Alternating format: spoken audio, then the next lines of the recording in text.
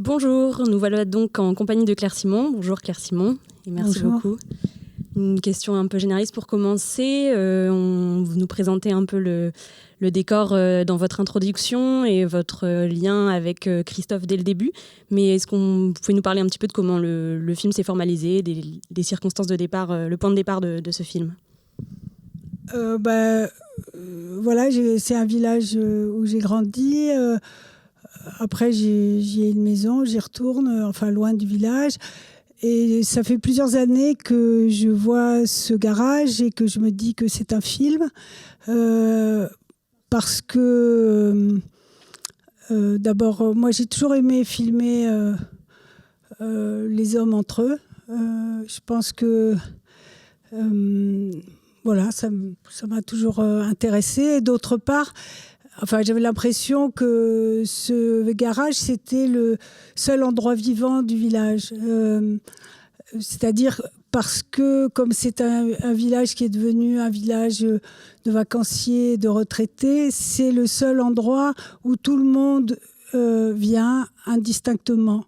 Et que c'est donc un endroit où on a une chance de voir les habitants.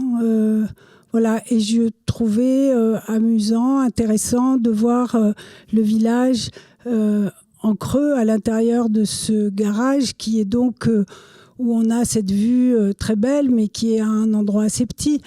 Après, la surprise pour moi, ça a été de découvrir que la mécanique, c'était en fait très intéressant et que la pensée, que chaque panne était une histoire et que on voyait à l'œuvre toutes les angoisses de la volonté, du découragement, de la fureur, voilà, toutes ces choses qu'on connaît par ailleurs tous, quoi. Voilà. Ouais, mais c'est ce qui est très très beau dans le film, je trouve, de sentir comme ça que chaque réparation, c'est tout un récit, mais c'est vraiment ce qui est au cœur de votre travail en général, toujours trouver des récits, des histoires. Et justement, comment vous négociez un peu ça avec Christophe, comment se fait la relation dès le départ, comment vous lui présentez le projet, et puis à Romaric aussi, aux deux personnages. Comme je viens de le dire, rigoureusement. Je lui ai dit que j'avais envie de filmer son garage, que je trouvais que voilà, j'aimais bien filmer les hommes entre eux dans ce monde totalement masculin. Et encore une fois, la surprise, ça a été la mécanique. Mais c'est vrai que dès le démarrage, on a l'impression presque d'arriver dans un autre monde avec c'est presque une langue étrangère. Enfin, pour moi, en tout cas, qui connaît absolument rien, c'était une langue étrangère. Et tout de suite, on est dans des noms de marques, des trucs très techniques. Eux comprennent et moi, je comprends pas. Et justement, qu'est-ce que ça implique pour vous dans votre manière de filmer, dans votre manière d'être avec eux? Peut-être que vous compreniez tout d'abord, ou est-ce que vous avez découvert la mécanique, justement Pour moi, le dialogue, ça, c'est formidable parce que il y a des tas de moments où objectivement, on comprend pas un mot et en fait, on comprend tout, quoi. Et donc, c'est aussi quelque chose, un défi un peu de cinéma,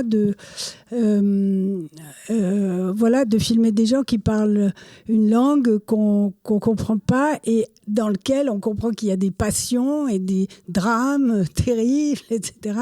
Et on arrive très bien à suivre tout ça. Voilà, moi, par exemple, j'aime pas du tout les voitures, ça m'intéresse pas du tout, etc. C'est pas du tout un problème, quoi. Et justement, vous en parliez un petit peu tout à l'heure, mais c'est un monde d'hommes. Et vous êtes là en tant que cinéaste, mais vous êtes là aussi en tant que femme qui filme. Comment on se fait une place là-dedans? Qu'est-ce que ça implique? Est-ce que vous pouvez nous en parler un petit peu? C'était tout le projet du film. Je pense que à cause de mon origine, c'est-à-dire que j'ai été à l'école dans ce village et que et de mon âge. Mais c'est-à-dire que, par exemple, je suis presque la tante adoptive, enfin, c'est-à-dire que la mère de Romaric, elle a été la fille de la femme qui s'est beaucoup occupée de moi quand j'étais petite. Donc, il y a des liens quand même, quoi, comme ça. En même temps, je le connaissais pas avant de le filmer dans l'apprenti du film. Donc je suis là, mais il s'en occupe pas trop, quoi.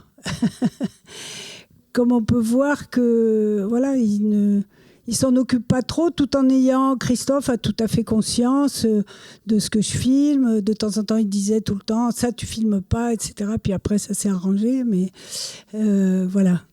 Et je trouve qu'on sent une vraie évolution quand même dans leur rapport à votre présence justement et à la caméra et au récit. On sent qu'ils ont un sens du drame qui augmente. Alors c'est aussi, j'imagine, votre présence et le montage aussi qui jouent à ça, mais peut-être que vous pouvez nous en parler un peu de cette évolution-là que vous avez dû voir au fur et à mesure du temps. Je sais pas, peut-être combien de temps vous êtes resté aussi sur place je suis restée je sais plus très bien. Enfin, je suis restée 3-4 semaines en tout, quoi, à peu près.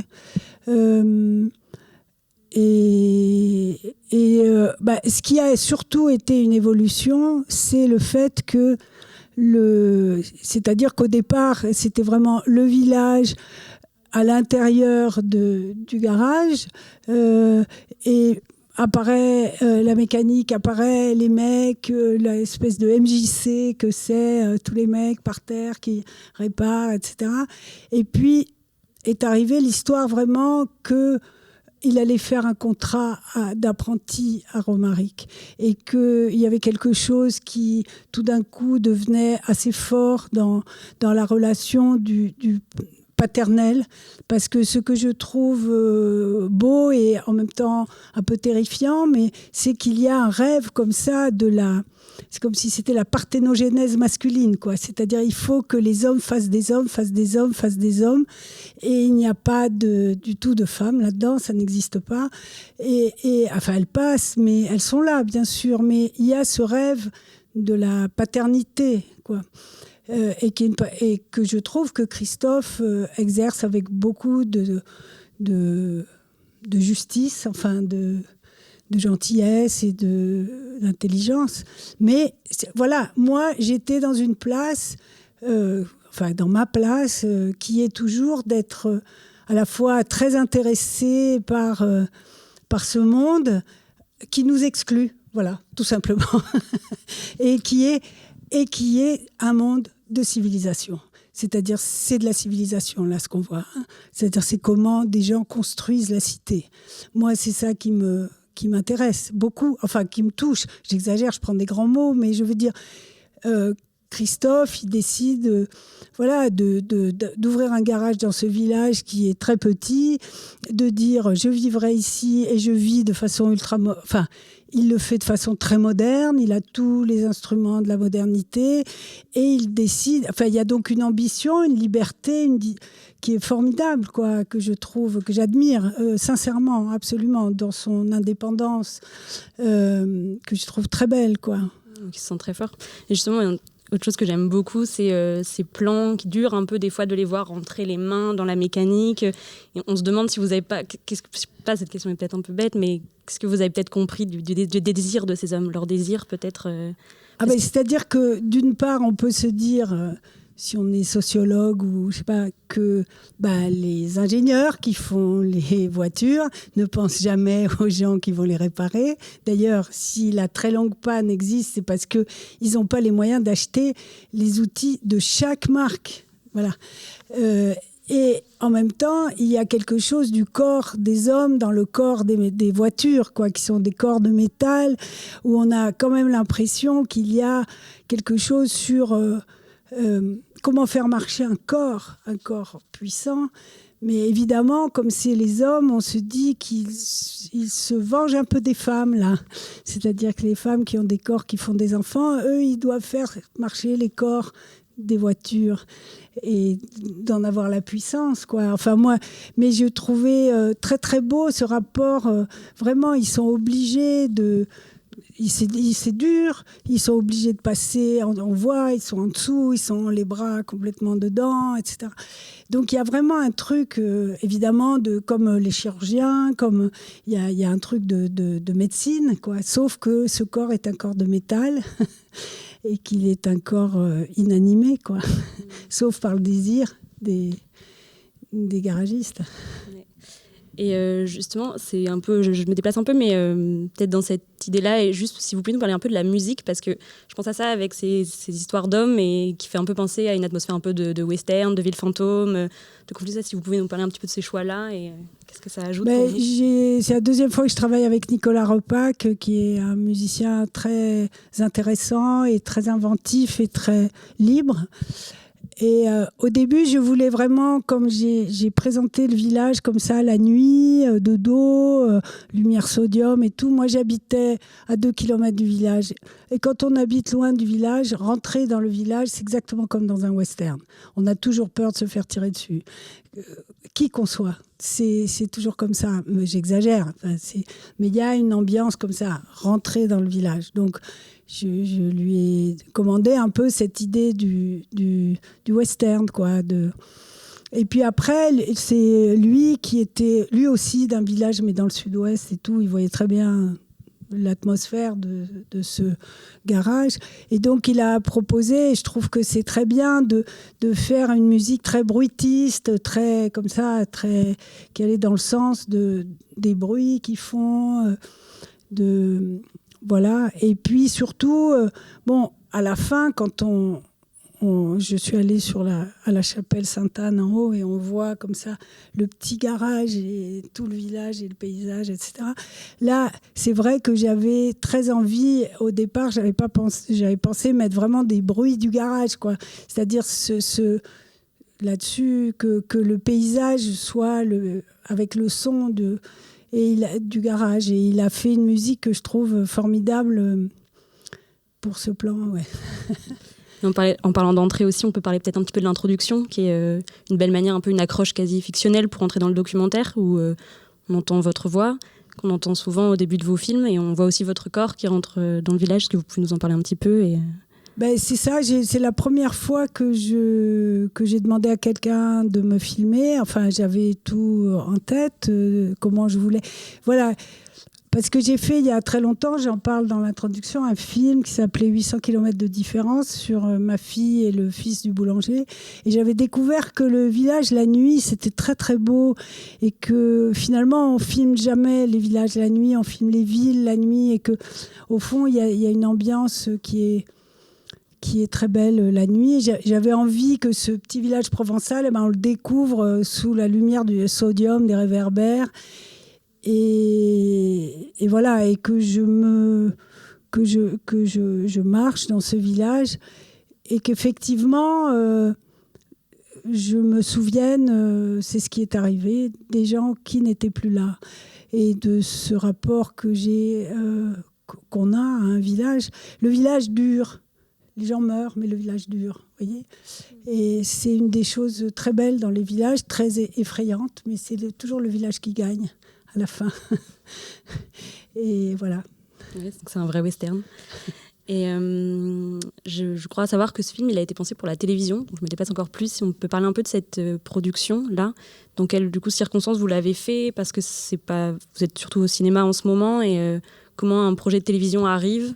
Et si vous pouvez nous parler un peu de ça.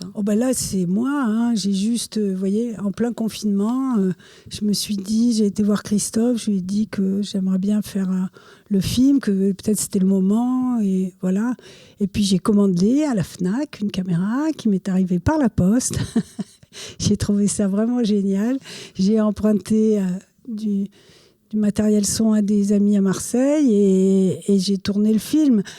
Et je savais qu'il y a cette case qui malheureusement, sa programmatrice va prendre sa retraite, qui a cette liberté de...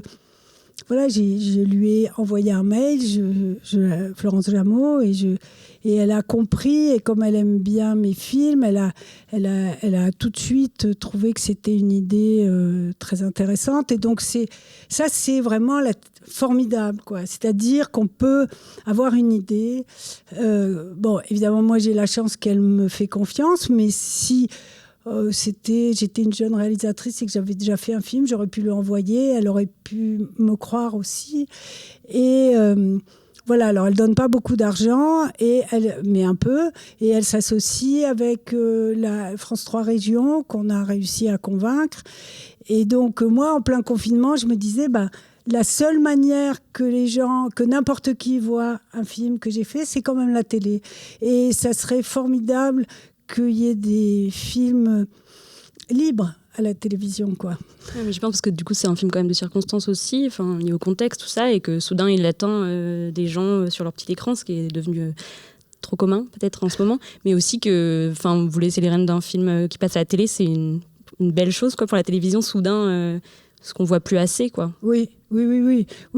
Mais c'est pour ça je les ai vraiment beaucoup remerciés, elle et Jacques Pathé, celui de France 3 Marseille, parce qu'ils m'ont... Enfin voilà, j'ai eu toute liberté j'ai fait le film, et c'est une fois le montage, enfin j'ai écrit un texte et tout ça, mais disons que là, ce qui s'appelle l'heure D, cette émission, considère que les réalisateurs sont des auteurs, qu'ils ont un point de vue, que voilà. Ils n'essayent pas de se mettre, ce qui est le cas de beaucoup de cases documentaires à la télé, où au fond, les programmateurs font la mise en scène, et les réalisateurs qu'ils acceptent de faire travailler sont des exécutants et donc n'ont pas de rapport. Et c'est curieux que des programmateurs puissent imaginer le rapport qu'est-ce qu'ils ont comme rapport avec Christophe ? Aucun.